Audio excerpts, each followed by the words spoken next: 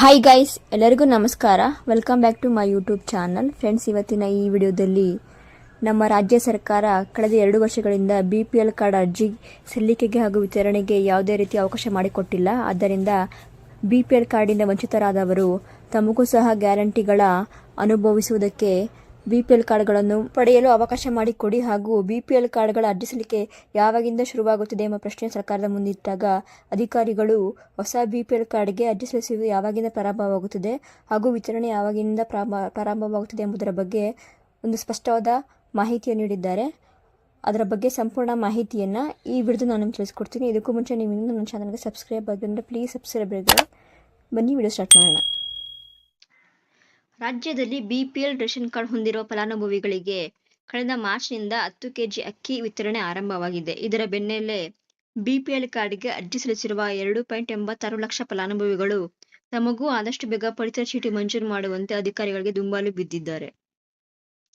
5 KG ಅಕ್ಕಿ ಬದಲಾಗಿ 10 KG ಅಕ್ಕಿ ವಿತರಣೆ ಮಾಡುವ ಮೂಲಕ ರಾಜ್ಯ ಸರ್ಕಾರ ನುಡಿದಂತೆ ನಡೆಯುತ್ತಿದೆ. ಆದರೆ ರಾಜ್ಯದ ನೈಜ ಫಲಾನುಭವಿಗಳಿಗೆ BPL ಕಾರ್ಡ್ ಸಿಗದಂತೆ ಮಾಡಿ ಅವರಿಗೆ ಅನ್ನಭಾಗ್ಯ ಗೃಹಲಕ್ಷ್ಮಿ ಯೋಜನೆಯಿಂದ ಹೊರಗಿಡುವುದು ಯಾವ ನ್ಯಾಯ ಎಂದು ಅರ್ಜಿದಾರರು ಪ್ರಶ್ನಿಸುತ್ತಿದ್ದಾರೆ. ಅರ್ಜಿಗಳ ಸ್ಥಿತಿಗತಿ ಚಿತ್ರಣ.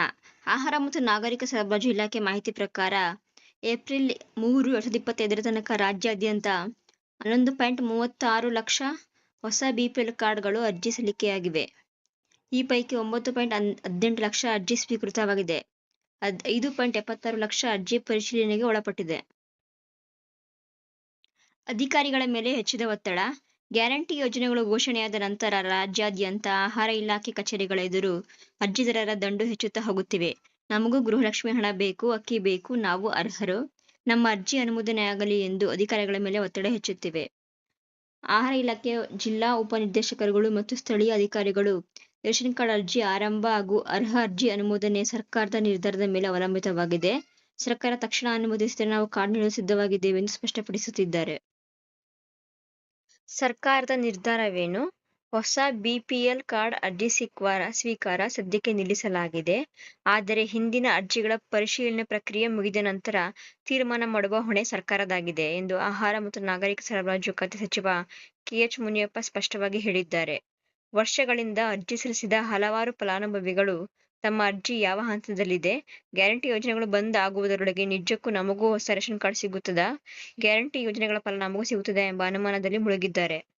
ಸರ್ಕಾರ ಮಟ್ಟದಲ್ಲಿ ತೀರ್ಮಾನವಾದ ನಂತರವಷ್ಟೇ ಹೊಸ BPL ರೇಷನ್ ಕಾರ್ಡ್ ಅರ್ಜಿ ಆಹ್ವಾನ ಮತ್ತು ಈಗಾಗಲೇ ಸಲ್ಲಿಕೆಯಾದ ಅರ್ಜಿಗಳ ಅನುಮೋದನೆಯಾಗಲಿದೆ.